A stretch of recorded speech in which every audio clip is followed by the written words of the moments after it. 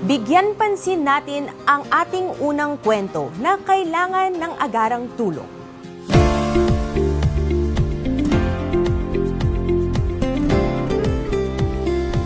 Mga kababayan, alamin natin ang sitwasyong medikal ng pasyenteng nakilala natin mula Pintatagan, Banay-Banay, Davao Oriental. Makakausap po natin ngayon via Zoom sina Roger Treste para sa mga detalye. Kamusta naman po kayo, Tatay Roger? Mayong buntag, ma'am. Mayong buntag, Tatay. Mayong buntag. Kinsa ka uban nyo karon? Ang anak, ma'am. Kasama ko po ngayon si Congressman Zia Adyong. Tatay, mayong buntag. Mayong buntag, ma'am. Tatay, salamat sa paghatag ng imong oras para makwento sa amin ang sitwasyon nyo. Nakikita namin, nandyan po kayo sa inyong kama. Bedridden po ba kayo? Makatayo ba kayo? Makalakad? Ma'am, pasensya lang, ma'am. Nagigdar ako, ma'am. Di ko kalingkod. Di ka makalingkod. Unsa nahitabo sa inyo? Ano po nangyari? Kung lang, nabanggaan mong truck, ma'am. Saang parte po, tatay, sa katawan mo ang medyo napuruhan? Sa spinal cord, this man. Sa spinal cord. Nahitabo ni 2013, no? 2013, more than 10 years ago na po. Tama? O, ma'am. 10 years na. Yan. Ang diagnosis sa inyo, sa imuhang spinal cord, ano ba ang sinabi ng doktor? Bali na daw, ma'am. May kasiguro na makalapag bali. Tatay, simula po nung 2013, kayo pong na-aksidente, may mga procedure na pong ginawa sa inyo? Na pick up ko, ma'am, duwara ka beses, so wala di porta. Duha ka beses kayo mo nagpa-check up. Naapod therapy? Unsa man ang giingon sa doktor? Wala ra, magpa-check up lang daw niya ako. Na porta, lugar na pwede na tanggalon ng silo. Tanggalon. So pwede pa raw magkaroon ng parang operasyon para sa imuhang spinal cord para mas maayos yan? Or therapy lang po? Ano po ba ang sinabi ng doktor na pwede natubuhaton sa imuhang sitwasyon, sa imong kahimtang? Wala may resulte, ma'am. Alam ko kasi, Attorney Migs, parang yung ganyang kondisyon ni tatay, medyo kailangan ng support, no? Oo. So, bago po yung tatay, yung aksidente, sa inyong trabaho? Plantation, tagingan, sa dito. Plantation. Plantation. So, okay. Nagkakaroon siya ng problema Oo. si tatay ata dun sa gastos niya kasi dalawang Siyempre, galing ka beses sa lang. plantation. Oo. Tapos, hindi ka makalakad. Siyempre. And 2013 pa ni. Pilang imong edad karon, tatay? 56 na. 56. Bata-bata pa. So, Oo. mga more than 40 years old, mga 40. Hindi na Okay, nakalakad si tatay. Nagpa-therapy po kayo? Wala. Siguro ako, pero yung therapy, wala yun. Iwan din yung kwarta.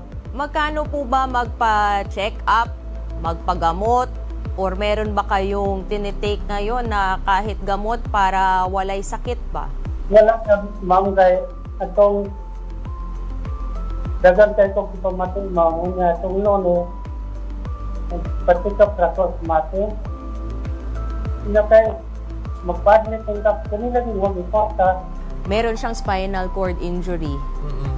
Gusto niya magpa-check up din para malaman ano pwede nating magawa sa kanyang sitwasyon. Pero yung pinaka-problema, walang sinasabi kwarta. Walang pang-check up para malaman ano yung proper way ba talaga kung magte-therapy. Kahit gamot, diba? So, paano po yung pang-araw-araw nyo na gastusin, tatay? Habang kayo po ay nasa inyong kalagayan ngayon. Maglaba daw tayo ang tawa. Kinsa ang imuhang kauban dira sa balay? Sino ang tumutulong sa inyo? Sino ang kasama nyo sa bahay po, tatay? Ako raw nasawa, ma'am. Akong anak. Akong anak. Hindi sila po na. Ang gatong bali, na naman ko ninyo sa ang trabaho sa akong asawa, gibantayan niyang ako, nagsusunduan lang siya sa akong anak, ma'am. 3,000 daw ang bulan. Ang anak nyo po, Okay. pila ang edad? Kuha na, ma'am, 20, 25. 25. Naana po siya trabaho? Wala, ma'am. Tanang ninyo na, nagtrabaho naman, ma'am, pero gawa naman niya anak ko. So kamong tatlo lang sa balay. Si nanay nag-aatiman sa inyo, binabantayan kayo, binabantayan din yung anak nyo. Yung anak nyo nasa bahay din po. Wala kayong mga apo? Wala kayong laing mga kauban dira po, tatay? Nakoy ako ma'am, sa kabuok, mulagi ng anak katong babae nga namin nyo. So may trabaho po yung mga anak ninyo, yung dalawa, tatay? Minisman, nag-istila manggod, siya siwatuno na ba ako sa kuman. Pilang edad sa nagaskwela? 20, ma'am. Pahuman na, unsa ang iyang kurso? Asa man siya nagaskwela? Kuliyo ng pantukan. Sa Pantukan. Okay. At nung last nyong pa-check up, 2 beses kayo nagpa-check up po no, ng kwento nyo. Yung last nyo po ba ay recently lang, kining December 1? Mugay naman kayo ito, ma'am. 13 mong Japon ito, ma'am. Pinabalik po ba kayo ulit ng doktor sa last time nyo po nag-check up? Pabalik ko ta, ma'am, pero huwag yung importag yun. So, yun dun talaga. Problema talaga no, ni Tatay Roger at kanyang pamilya, yung gastusin. Oo. Kahit maintenance, gamot, meron po bang na hatag sa inyong prescription? Wala yun, ma'am. Wala. Wala ka na. Ilan yung estimate po nung doktor nung kayo po ay nagpa-check up po sa kanya? Dako na ang consider, ma'am. Dako, Pero medyo dako. kaya ka, sure tayo magulat pa magot sa mga kung anong mga result sa laboratorio. So mga laboratory po, kasi meron po yan, di ba? I think meron yan laboratory, may siguro MRI, mga ingana. Mga pila mag-abot ang gastusin? Abot sa magkano ang magiging gastos nyo para lang gawin yung mga medical check-up, mga laboratory tests na ito? Hindi ko balwa na, ma'am. Kaya huwag mong pag-isulti ang doktor, ma'am. So, timingon lang sila nga dako-dako na dito sa partidan ng sinanglan. Malaki-laki. Pero diba usually yung mga ganito, kung Zia sa mga experience mo, mga 20,000 pesos, mga ganon sa mga kailangan gawin. Kasi No? kung kailangan ng mga therapy, talagang malaki yan. Attorney Nix, ang kailangan ni tatay. Minimum yan, di ba, mga 20,000. So, tingnan natin, no? At kaugnay niyan, makakasama natin ngayon isa sa pinakamabait na congressman na kilala ko na taga Davao Oriental, 2nd District Representative Chino Miguel Almario na handang maghatid ng tulong para kay Tatay Roger. Magandang araw, Kong Chino. Magandang araw, yes. Tay. Maayong buntag, may buntag. Mayang buntag. Congressman Chino, ngayon kasama po natin via Zoom si Tatay Roger na taga Banay-Banay, no? Taga distrito nyo. At ang sitwasyon niya ay meron siyang spinal cord injury. Since 2013, nakabangga daw isang truck sa kanya. And dating nasa plantation siya. Hindi na siya makalakad. Wala nang trabaho. Wala nang trabaho at nahihirapan siya dahil, syempre, bedridden na. No? More than 10 years.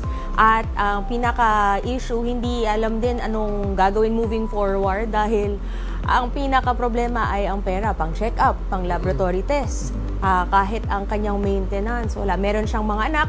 Ang isa nasa bahay, ang isa naman ay nag-aaral pa. Yes. Malapit nang matapos ang kanyang pag-aaral at nakasama niya ang asawa niya sa bahay. So, etong ganitong sitwasyon sa inyong office po, ano po ba ang maitutulong natin kay Tatay Roger? Well, sa aming office naman, no, anything na nagkukuha namin from the national agencies, yun naman yung pino-forward din namin sa ating mga kababayan, sa mga constituents din namin. And sa ganitong case ni Tatay Roger, I believe na yung kailangan po natin would be the services of DOH, Department of Health, and also din sa DSWD. So sa amin naman, kaya naman namin na puntahan si Tatay Roger para malaman din natin kung ano yung kailangan pa niya. Kasi baka naman, maliban sa mga funds or sa mga kailangan na bayarin sa ospital, baka may mga medisina pa na kailangan niyang gawin, kunin din. So meron din tayong mga public funds din na magagamit din para dyan. So tingnan muna natin, i-assess din namin kung ano pa yung kailangan din ni Tatay Roger. Sa mga ganitong cases, Kong Chino, naka-experience ka na siguro na ganito-ganito yung mga kaso, mga medical problems. And usually, ano po ba ang mga services na nabibigay nyo? Meron bang wheelchair, maliban sa mga maintenance, or ano ba ang parang, kumbaga, mapapackage natin, no? Para matulungan natin? Kasi ang gusto natin dito is long-term, hindi lang kinakausap natin, tapos tutulungan. Pati yung other aspects sa mga may anak din, may scholarship, ano po ba ang pwede natin mabigay na tulong para lang din, hindi kay tatay, sa pamilya din. Tsaka dagdagan ko yun, no, Attorney Migs. Kasi ang problema ni tatay dun sa pag-usap namin sa kanya, 2 beses lang ata siya nagpa-check up simula nung 2013. So ang kailangan ata ni Tatay Roger is yung agaran, no? So kailan kaya natin to, Kong Chino, ma-expect na makapagbigay tayo ng tulong mula sa inyong opisina para at least yung immediate na kailangan ni Tatay, yung pag-check up, kung kailangan ng therapy, ay may bigay natin at tulungan natin, no, mula sa inyong tanggapan. So, well, may naka-standby na po tayo na tao doon. Actually, malapit sa kanya. Since I think Barangay Pintatagan, banay-banay yung kung nasan siya. And meron naman po tayong mga tao na naka-standby doon. Ready to help naman din. So, if he needs, for example, kung kailangan niyang pumunta ng hospital, pwede naman tayong maka-assist para at least na may maibibigay tayo sa kanya papunta sa hospital. Kapag kailangan niya, like say for example, wheelchair, meron naman tayong mga naka-stock na mga wheelchairs din na pwede din nila magamit, sabi nga ni Attorney Migs. And also, kapag let's say, kailangan din na, let's say, may gagastusin na scholarship or at least tuition para sa mga anak niya na nag-eskwela pa, meron naman din tayong mga scholarship programs naman din na makukuha natin galing sa national government na pwede natin maibigay din sa kanyang pamilya para makaaral din, makapag-aral yung mga anak niya na at least discounted na rin or at least fully free yung scholarship nila sa eskwelahan. Ayun. So, di ba ang ganda ng nandyan na, dahil nga nandyan yung opisina ni Congressman Chino, kahit kasama natin siya ngayon, yung office niya nandun, meron na naka-standby na makakausap. Kasi sa ganitong sitwasyon, syempre, kailangan i-assess ano ba ang facts, ano ba talaga ang problema para malaman kung ano ang ibibigay na tulong at maayos na ibigay na tulong. Pero hindi lang kay tatay. So, Congressman Chino, ano pa ang masasabi niyo sa inyong constituents at inyong mga programa para ang mga nakakanood dito na mga taga 2nd District sa Davao Oriental ay makakaalam sa inyong mga serbisyo at inyong mga programa? Para maka-avail din sila, no, Attorney Migs, kasi alam ko si Kong Chino gusto talaga niyang magserbisyo sa kanyang distrito. At siya mismo pumupunta pag nakikita mo yung page niya, no? So, well, actually, tama nga naman si Attorney Migs, tsaka tama din si Kong Zia. Sometimes, kapag libre yung oras natin, pumupunta tayo mismo sa bahay talaga, tapos tayo yung nagbubuhat ng wheelchair papunta doon sa bahay nila. And well, kilala naman kasi ako ng mga taga Distrito 2 ng Davao Oriental na si maging Chino ka man. Kasi lahat we aspire to help everyone, kahit sino man sila. Hindi tayo tumitingin sa politika, hindi tayo tumitingin sa ibang mga ganyan. Yung sa atin is, for as long as nandyan tayo sa posisyon na gagawin natin lahat para matulungan natin yung mga constituents din natin. So, yung mensahe ko naman para kay Tatay Roger, Manong Roger, nung hinaot unta na maka-ana dayon mi sinyo ha, para matabangan dayon kanamo, no? Naa naman pod ang ato ang super kagawad na si Kenneth Tagaro na naadiha, naka-standby na para muanha dayon si Muha para mahibal-an nato kung unsa pa ang kinahanglan ninyo para matabangan po namo ikaw ug ang inyong pamilya. Kay dili lang kutob sa inyo ha, hinaot unta na matabangan po nato ang imuhang mga anak, ang inyong misis pod ug uban pa na nanginahanglan og tabang. So let us know, no? Pero again, may pupunta sa inyo, sa inyong bahay mismo na staff natin sa Congress para matulungan po kayo.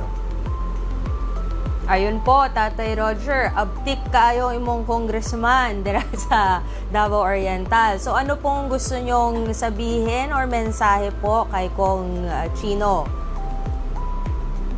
Salamat kay Congressman ko mo. Hinangaling tapang semua. Salamat kay tanang.